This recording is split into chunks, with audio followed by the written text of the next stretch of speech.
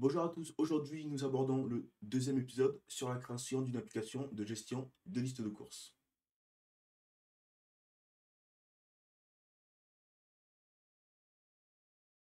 La première chose que nous allons faire ici, c'est corriger l'exercice que je vous ai donné l'autre fois. Alors le but c'était de créer la fonction de recherche. Donc ici, lorsque j'écris au niveau du champ de recherche le nom d'une liste, ça devait m'afficher toutes les listes correspondant. Alors pour ce faire, nous allons utiliser ce qu'on appelle les propriétés calculées. Les propriétés calculées, c'est des propriétés qui vont dépendre d'autres propriétés de notre instance. Ici, la première chose que nous allons faire, c'est créer ce qu'on appelle un vModel. Donc ici, j'écris tout simplement v-modèle. Je lui donne le nom d'une variable. Par exemple, ce sera la recherche qui. Et au niveau de app.js, au niveau des data, je vais mettre le nom de la variable que j'ai donnée au niveau du modèle. Donc recherche key. Maintenant, on va dire que c'est égal à un champ vide. Donc maintenant, en faisant F12,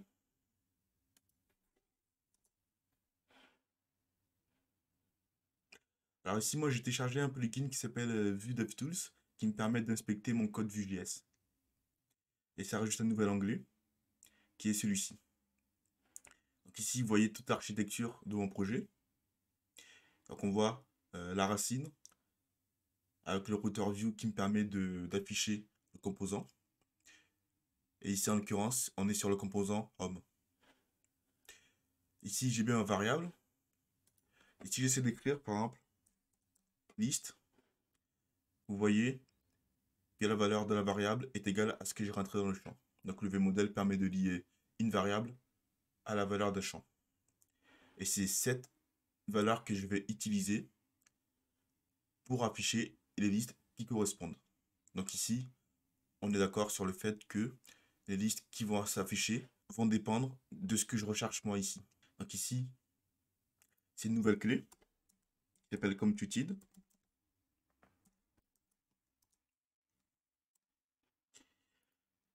Je vais créer une fonction qui va s'appeler filtered list, car c'est une fonction qui va permettre de filtrer les listes. Ici, il est très important de toujours retourner une valeur, sinon on n'aura rien en retour.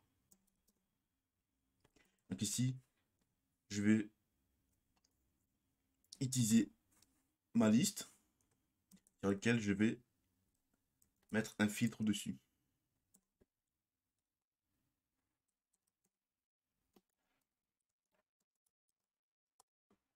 Là, je filtre ma liste. Je retourne de nouveau quelque chose. Donc, je retourne le nom de ma liste que je vais transformer en minuscule pour éviter les erreurs. Et je vais voir si au niveau du nom, j'ai quelque chose qui est égal à ce que j'ai rentré en paramètre. Donc ici, c'est 10.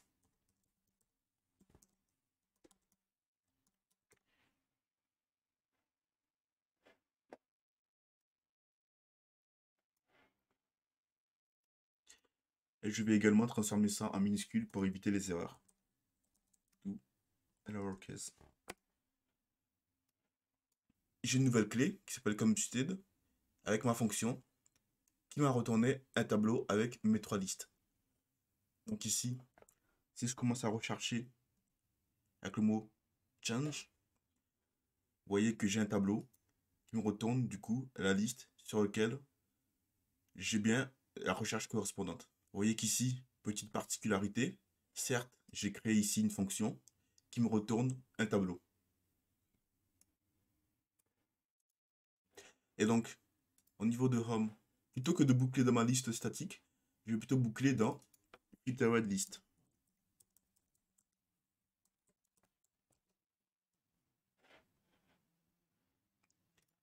Et là, cette fois-ci, j'ai bien qui apparaît une seule liste. Maintenant, il va falloir également faire correspondre le nombre de listes à la recherche.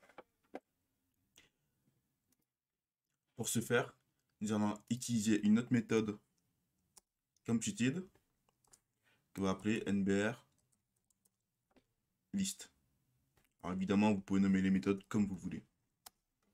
Alors ici, ça va être assez simple.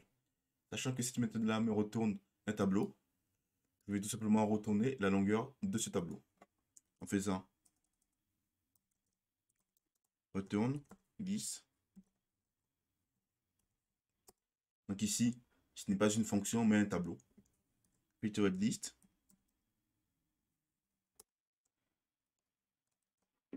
J'enregistre. Au niveau de home, je viens ici et je vais remplacer ici le numéro par ma variable. Et je vais nommer nbr list. Alors ici, moi, j'aimerais bien afficher un S s'il y a plusieurs listes et ne pas afficher s'il n'y en a pas. Ou s'il n'y en a qu'une seule. Donc ici, c'est simple, je fais une condition. Donc je dis si nbr list est plus grand que 1, alors il m'affiche le S. Sinon, rien. Donc là, j'ai plusieurs listes, donc j'ai bien mon S. Si j'écris change, j'ai qu'une seule liste sans S.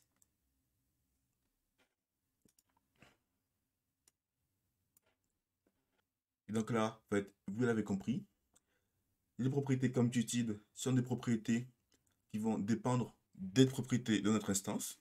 Ce qu'il va faire ici, c'est qu'il va mettre les résultats des valeurs en cache et qu'il va les retourner seulement si ces valeurs-là ont été modifiées. Alors, posez une petite parenthèse sur la manière dont nous allons devoir gérer nos listes de courses. Comme vous pouvez le voir, au niveau de mon composant home, ici, nous renvoyons 3 listes de courses statiques, mais en réalité, ces listes-là proviendront d'une base de données MongoDB. Alors ici, au niveau du composant home, ce sera assez simple. Grâce à la méthode mounted qui s'exécute après que notre composant soit monté, nous ferons un appel avec Axios qui récupérera nos listes de courses. Et ensuite, j'ai plusieurs actions, comme vous avez pu le voir. Lorsque j'appuie sur le bouton qui me permet de visualiser une liste de courses en particulier, là, je change de composant et je vais dans le composant ViewList. Alors, ce que je pourrais faire ici, du coup, ce serait lorsque mon composant est monté, je pourrais me dire, bah tiens, ce que je vais faire, c'est récupérer au niveau des paramètres de ma route, donc en faisant $route, donné que route, nous l'avons inclus au niveau de app, donc nous avons accès dans tous les composants. Alors si je fais ça, si je visualise une liste, je peux voir la route que j'ai appelée. Donc ici, vous voyez ma route complète, ViewList, son href, le match, et ce qui nous intéresse ici, c'est le params. Donc ici, nous avons accès aux paramètres. Évidemment, si on appuie sur la deuxième liste, l'ID ici ne sera pas 1, mais 2, et ainsi de suite pour chacune des listes. Ce sera pareil pour la méthode edit, delete et télécharger. Donc à chaque fois, je change de composant. Du coup, je pourrais me dire, bah tiens, bah pas de souci. Ici, je n'ai plus qu'à récupérer l'ID au niveau des paramètres, faire une nouvelle requête à ma base de données pour récupérer la liste correspondant à l'ID.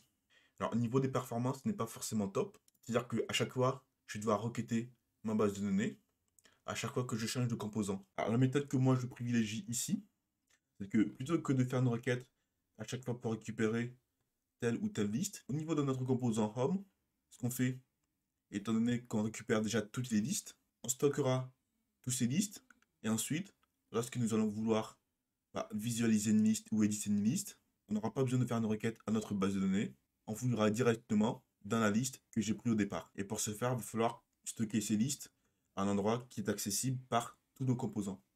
Alors ici, il y aurait plusieurs méthodes. La première méthode, ce serait de faire communiquer nos composants via les composants enfants et les composants parents. Ici, en l'occurrence, notre composant parent, c'est le composant racine. Alors, ce n'est pas une méthode que je vais privilégier, tout simplement parce que c'est un petit peu complexe et surtout pas très pratique. Il y aurait une deuxième méthode, ce serait l'utilisation des mixins. Alors comme vous le dit ici, les mixins sont des composants Vue.js qui peuvent être partagés par d'autres composants. Donc lorsqu'il y aura des méthodes ou des datas dans une mixin et que ces mêmes-là seront présents dans nos composants, ils seront tout simplement fusionnés. On n'utilisera pas non plus cette méthode. Alors déjà, je ne la connais pas très bien, je ne la maîtrise pas. Et de plus, on n'utilisera pas toute la puissance des mixins et donc ça sera dommage. La troisième méthode que je vous conseille, c'est de créer ce qu'on appelle un store. Donc un store, ce sera tout simplement une classe qui va nous permettre de stocker nos listes en global. Et comme ça, on pourra avoir accès avec nos composants. Alors ici, nous allons venir tout en haut. Alors je pourrais créer un autre fichier et inclure ce fichier-là, mais ici, vous allez voir que ce sera assez simple. On n'aura pas besoin de grand-chose. Alors ici, on va créer une classe qu'on va appeler list store, qui aura un constructeur qui ne prend aucun paramètre. Et ici, on va initialiser deux propriétés. La propriété list, qui sera tout simplement nos listes de courses. Et une propriété ID, dans laquelle on va stocker notre identifiant. Ici, nous aurons deux méthodes. La méthode setItem, qui prend deux paramètres, la key et la value. Donc ici, tout simplement, on va lui dire this key est égal à la value. De ce fait, lorsqu'on va vouloir rajouter une propriété, ce sera une propriété d'instance. Et notre méthode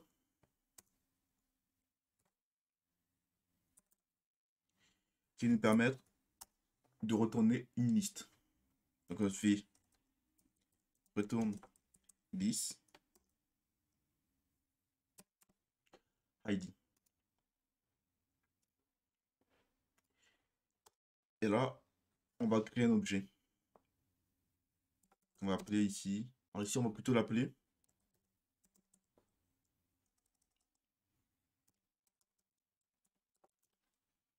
store list.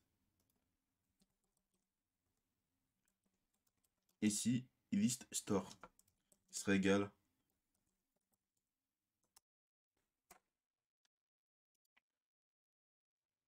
alors si on fait un console de cet objet là et qu'ici j'ai bien ma store list avec ici mes trois méthodes, ce qu'on va lui dire list store set item, ici le nom de ma clé, et on lui dit c'est égal à mes listes. Et ici j'ai mon objet et si je regarde dedans, je vois bien qu'ici j'ai mes listes avec ici un tableau avec mes trois listes. Ce qui est plus beau, c'est que ici on va venir au niveau de view list. On va faire un log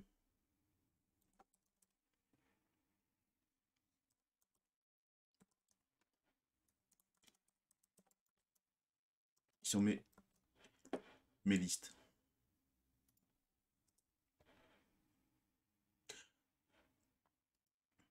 Alors ici, du coup, je vais vouloir visualiser une liste de courses.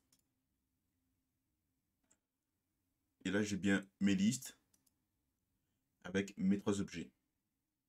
Et vous voyez bien que mes listes sont passées d'un composant, donc du composant home, au composant viewList.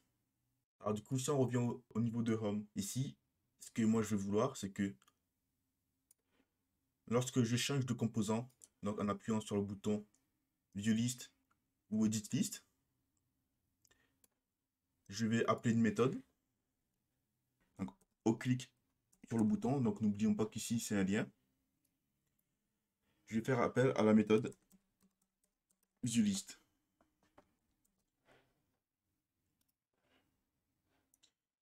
Donc, étant donné que j'ai créé cette méthode-là, je vais devoir les créer. Ainsi, je vais devoir créer une méthode. Donc ici, en utilisant la clé méthode. Et elle s'appelle ViewList.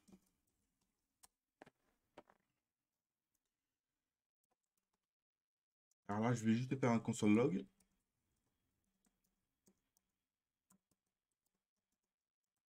Voir la liste. Alors ici, imaginons que je mette un E pour événement. Donc là, je rafraîchis. Donc ici, vous pouvez constater le salut, votre liste avec mon événement. Donc ici, un pointer event avec ses propriétés. Alors moi, ce que je voudrais passer ici, ce n'est pas l'événement en cours, c'est mon ID. Donc ici, c'est assez simple, étant donné que je book sur mes listes. Je book ici à lui dire, bah tiens, je te transmets un paramètre list.id.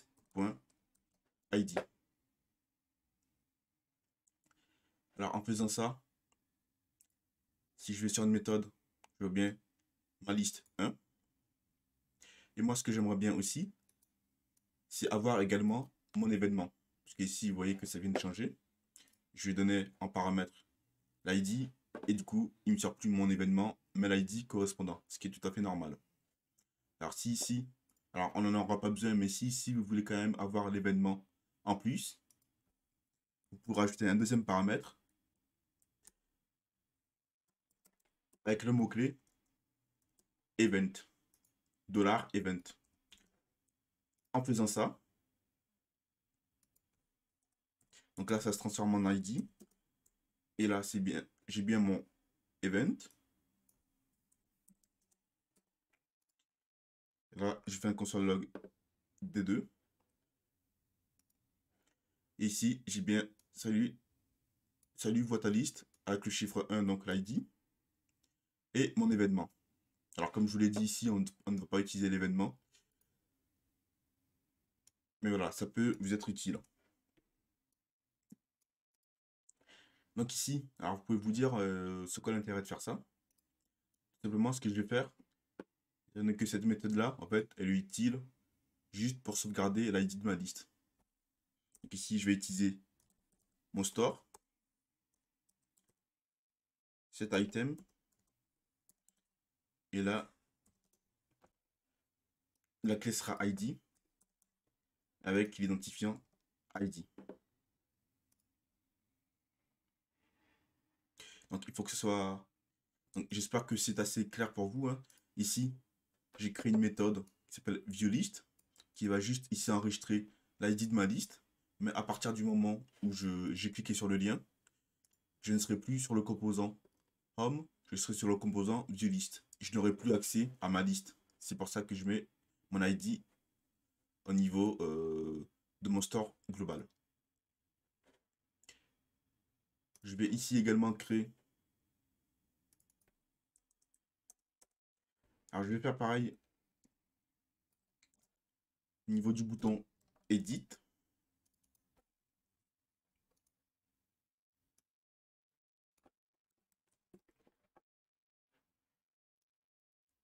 Edit list.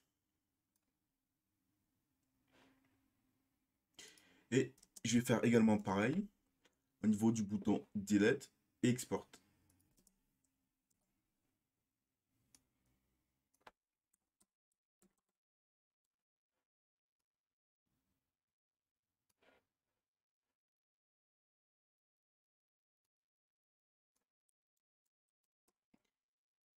Export. Et en fait ici, nous n'aurons plus besoin des liens et ne seront absolument pas utiles.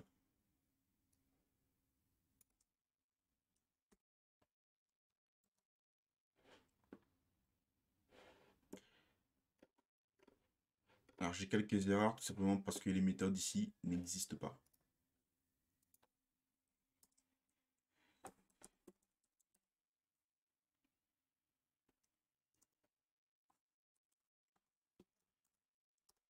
Donc là, c'est exactement la même chose.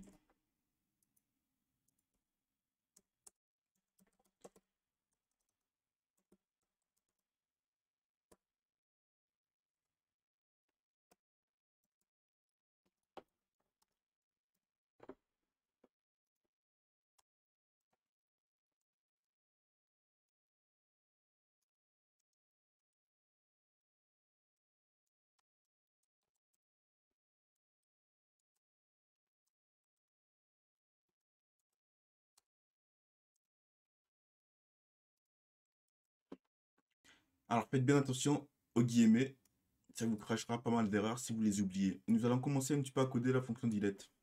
Donc ici, je vais demander à l'utilisateur, est-ce qu'il est sûr de vouloir supprimer cette liste? Êtes-vous sûr de vouloir supprimer cette liste? Donc là, s'il répond oui,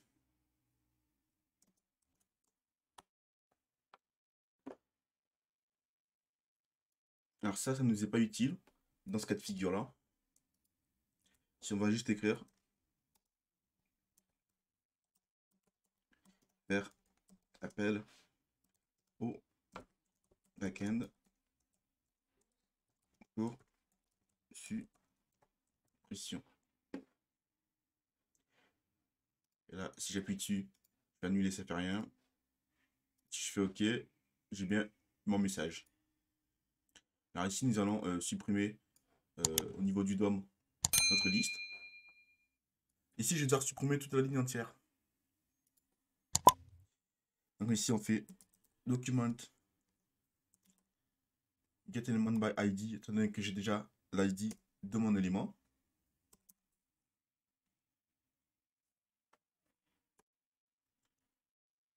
Alors pour ce faire, avant, je vais devoir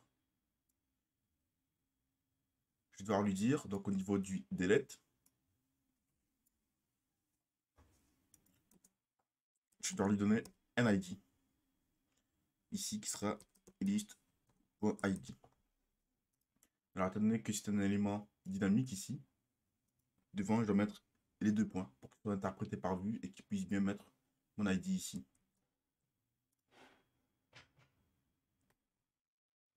Là, je lui dis parent node. Encore une fois, parent node.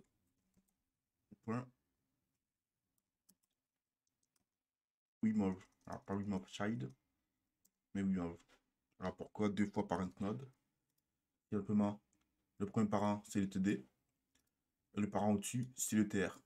Donc là, si je fais ça, vous voyez qu'il m'a bien supprimé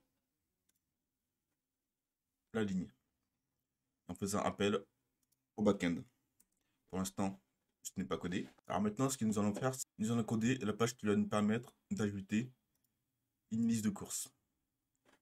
Donc ici, pour ce faire, déjà, la première chose, ça va être de corriger l'URL ici.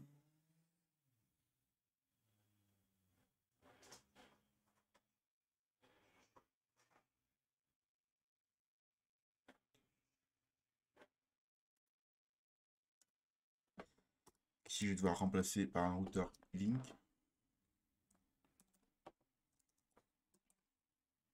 Tout.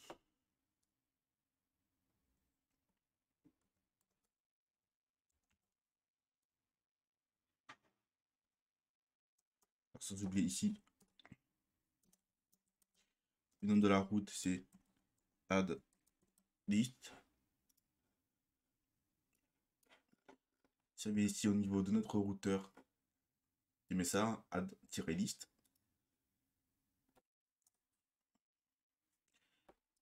Sans paramètres. Et là, on va devoir copier l'H3 et le rajouter.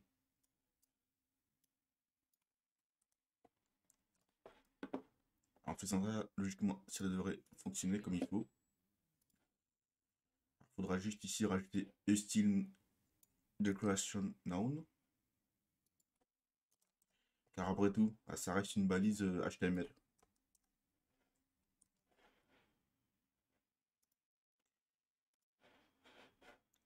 Donc ici, on vient au niveau de nos composants.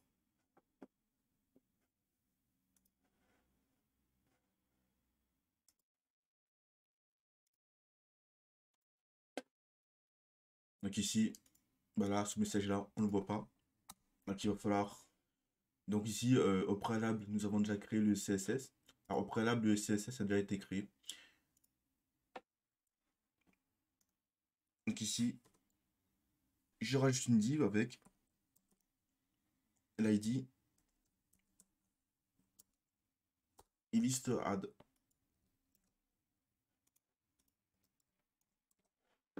Alors logiquement, en faisant ça, vous voyez qu'ici, mon liste add a un margin top de au moins 60 pixels. Là, j'ai créé une div liste form qui va acquérir mon formulaire.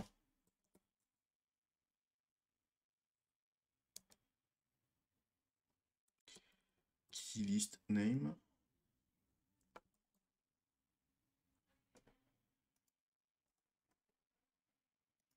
Non, de la liste de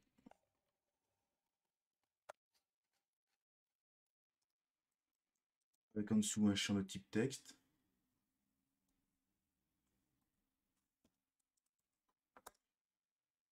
Avec un placeholder, non, de la liste de... Ah, ici, on va mettre un petit espace.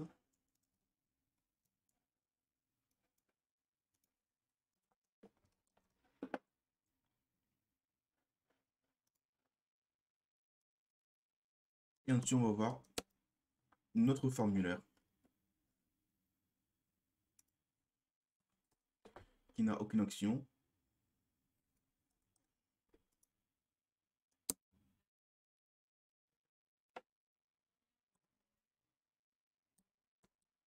C'est de la classe list product.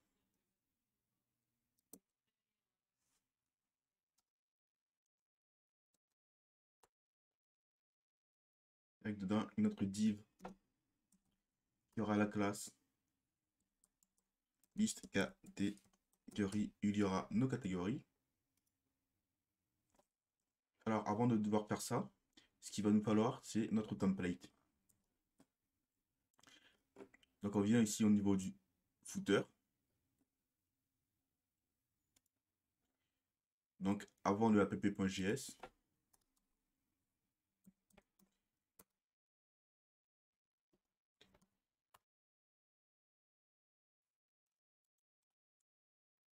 on va chercher ici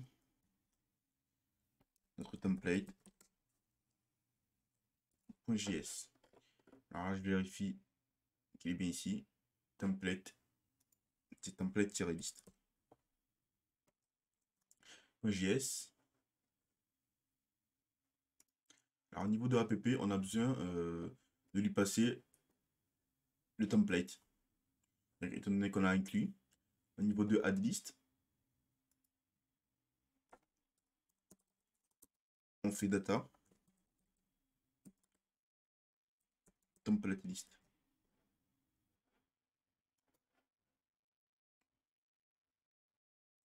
Alors ici, on va vérifier que nous avons bien notre template list.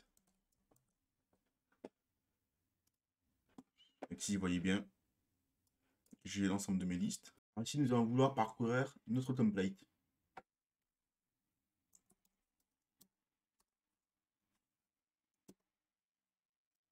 Avec un before, product, avec nos produits dedans, in template list, avec la classe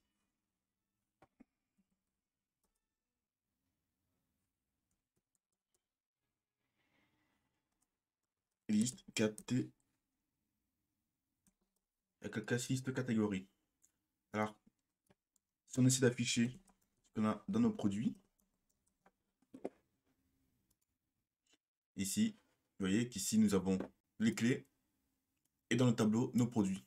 Nous allons devoir parcourir cet objet-là, ici grâce à un UL.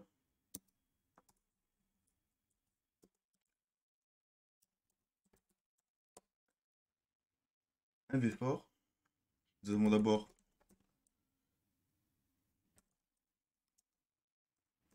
deux produits et une catégorie in product.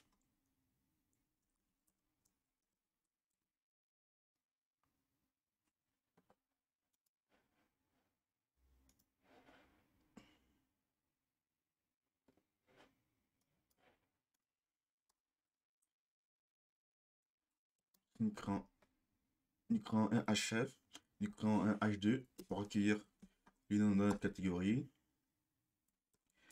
qui possédera la classe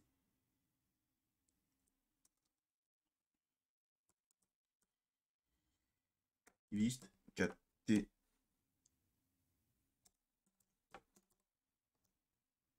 catégorie name avec les noms de notre catégorie.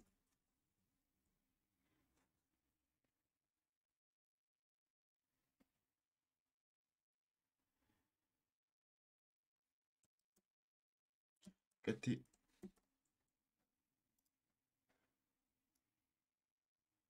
Alors ici, ce n'est pas product name, mais tout simplement product.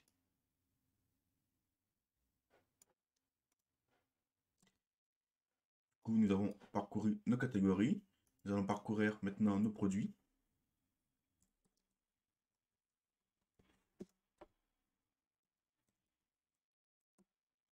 Grâce à un V-fort.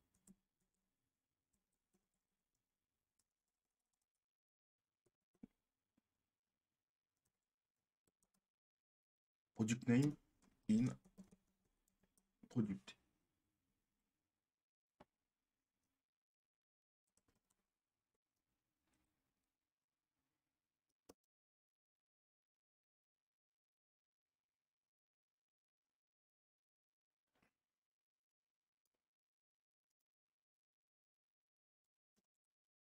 Ici, qui va prendre la classe list product name.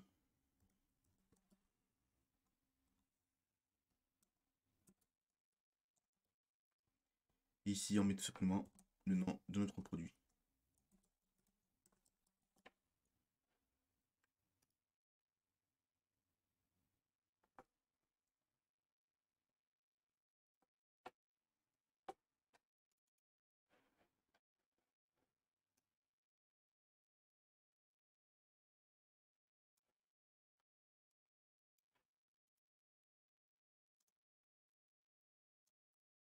Suivi d'un champ de type checkbox.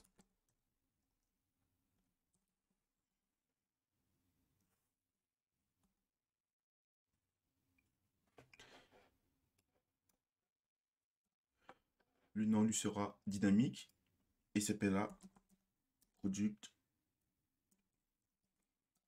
name. Donc c'est ce qui va nous permettre, lorsqu'on va vouloir rajouter nos produits à notre liste de courses, de le rajouter via le nom de la liste. Alors ici, je vais également donner comme ID le nom du produit. Au niveau du V-fort également. Vous voyez, ça ressemble à ça. Donc ici, créer des petites cartes avec chaque groupe.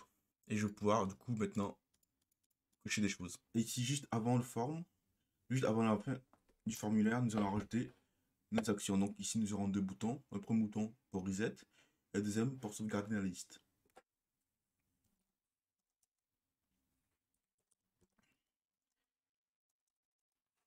Alors c'est une div qui a la classe liste action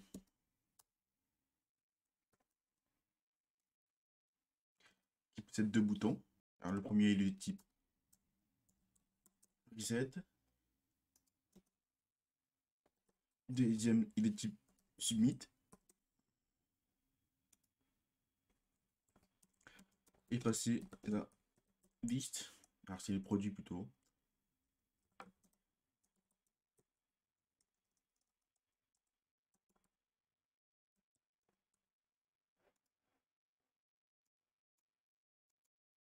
Là, c'est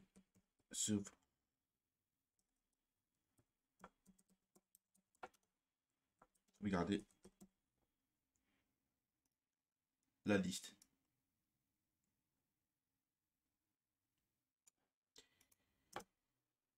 Ici, nous aurons deux actions liées.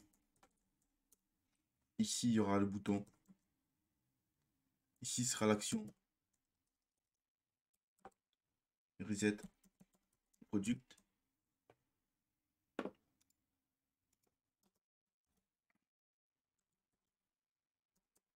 Et ici l'action save pro. Là, on sauvegarde. Et si on revient dessus, ici, bon, il nous dit qu'il nous manque de méthode. Alors nous allons commencer par la méthode qui va permettre de sauvegarder notre liste de courses. La première chose qu'il faut ici, c'est déjà le nom de la liste. Ensuite, si ce champ-là est rempli, nous allons devoir enregistrer les produits dans notre liste et les sauvegarder. On est au niveau de app. Et dans les data, on va exposer le nom de la liste. Liste name. On vient au niveau de ce champ-là. Et on va rajouter un vmodel. On va lier notre variable, notre valeur à la variable.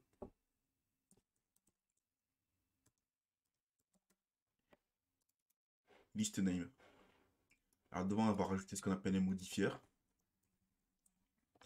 qui permet d'apporter quelques des modifications du coup à notre vmodel. Ici on rajoute .trim, comme ça au moins il va effacer les espaces devant et derrière s'il y en a.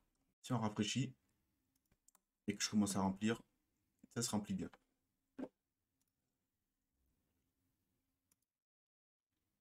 Donc ici on va créer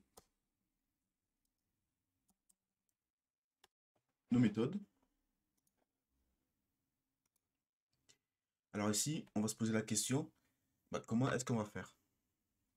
L'une des premières choses qu'on pourrait faire, c'est se dire, je vais d'abord vérifier est-ce que ma liste a bien un nom ici. Je vais devoir ensuite du coup parcourir l'ensemble des produits de chaque catégorie.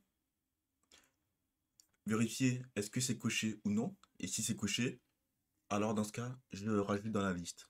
Alors c'est pas une méthode forcément très optimisée. Pourquoi? Alors ici, nous n'avons pas énormément de listes. Vous vous dites, bah tiens, j'ai pas mal de catégories. Et du coup, bah, je vais tous les rajouter. Et que vous vous retrouvez du coup avec 200 catégories de produits ici. C'est-à-dire qu'ici, je vais devoir à chaque fois parcourir tous les produits. Donc, c'est-à-dire pas mal de balises HTML, pouvoir repérer si j'ai ou non un produit qui est coché. Pour les questions de performance, ça ne sera pas la meilleure méthode. Plutôt que de faire ça, on va mettre une action au niveau de chaque checkbox et on va vérifier si ce checkbox en particulier est coché. Dans ce cas-là, on le rajoute à la liste. Et dans le cas contraire, on n'en fait rien. Et ça, d'un point de vue performance, bah, c'est beaucoup mieux. C'est-à-dire que cette méthode-là va s'appliquer seulement si je clique sur le bouton. Donc ici, comme je vous l'ai dit, je viens de devoir créer une méthode au niveau du checkbox. À quel événement? À l'événement change. On va l'appeler add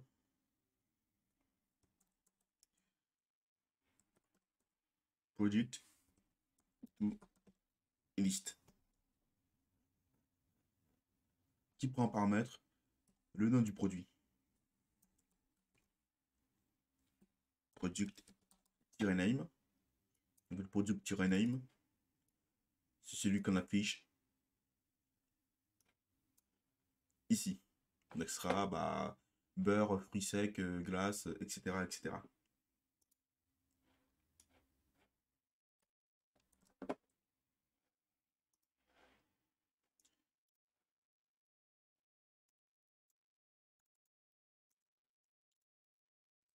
Si je vais copier, et là, list name. Ce que je vais créer également ici, c'est un tableau de mes produits.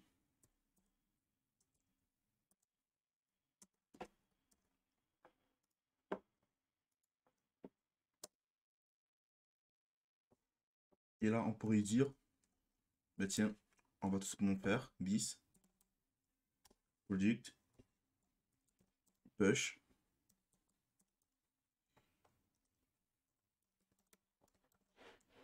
list name. Alors si on vient ici, vous voyez qu'ici mes produits sont vides. Donc là je coche le beurre.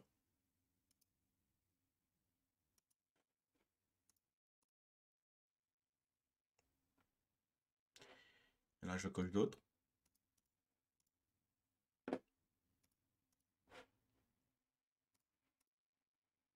Donc là, il n'y a pas de souci, ça marche très bien. Imaginons, je me dis, bah tiens, en fait, le beurre, en fait, j'en ai plus besoin. Ni de la crème. Je décoche. Et là, vous constatez que beurre est resté. Donc il y est 2 fois. Et la crème également. Donc ici, moi, j'ai besoin de m'assurer que lorsque je coche un produit, ça s'ajoute à la liste. Mais que lorsque je décoche, le produit soit enlevé de la liste. Donc avant d'ajouter à la liste, ce que je vais faire, c'est vérifier est-ce que le produit se trouve déjà dans ma liste. Si ce n'est pas le cas, ben, il le rajoute. Et dans le cas contraire, ce qu'il va faire, c'est le supprimer. Car j'aurai décoché, donc le produit ne se trouvera plus dans ma liste. Donc on vient ici. Et comme je vous l'ai dit, on va parcourir nos produits. Donc i égale 0. Qui est inférieur au produit. À la taille de produit.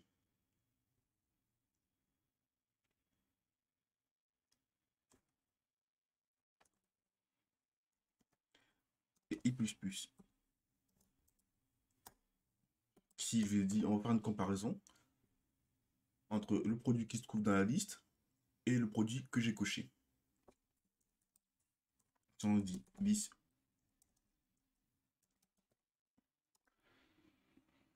product, on qu'on parcourt chaque produit. On va mettre en minuscule pour éviter les problèmes de casse. Je lui demande est-ce que c'est égal à product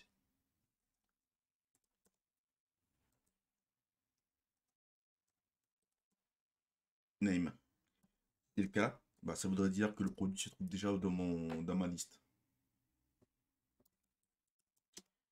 Et donc, je ne le rajouterai pas, je l'enlèverai, au contraire. Donc pour l'enlever, je retourne au tableau de produits. C'est là ce qui permet d'enlever un élément du tableau.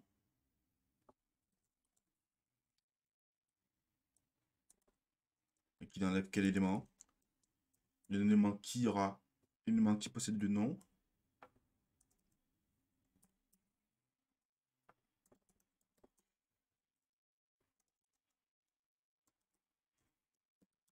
Project name. Là, je dis, tu enlèves seulement le premier élément que tu trouves.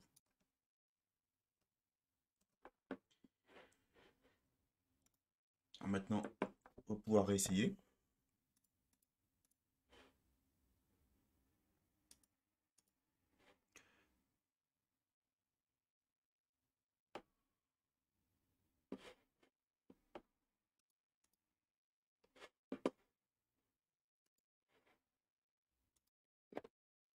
Alors ici, je fais des petites erreurs.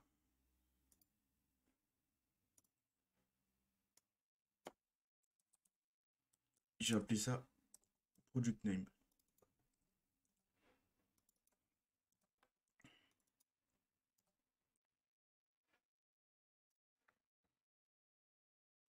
Là, je coche 3 produits. Alors ce n'est pas en temps réel, c'est pour ça que je dois aller sur un élément et revenir. Là, j'ai coché 3 produits. Et là, je me dis, tiens, je veux plus de beurre, plus de crème. Et là, je n'ai plus ni le beurre, ni la crème. Alors profitons-en pour coder la fonction reset.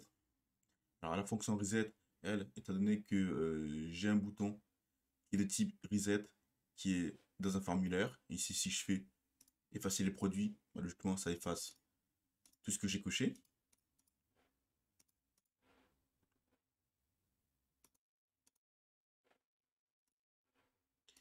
C'est-à-dire que si on fait ça, bah, ça ne s'enlève pas. Certes, ça décoche ici, mais il faut également que je vide la liste de mes produits. Alors, cette méthode-là, elle est extrêmement simple. Alors, je l'ai appelée, c'est Reset Product.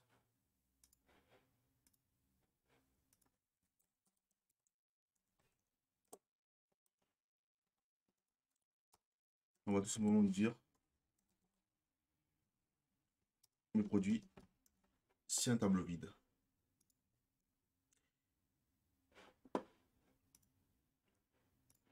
Et également la méthode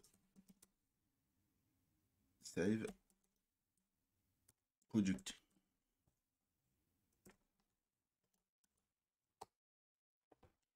Lui, également la méthode Save Product.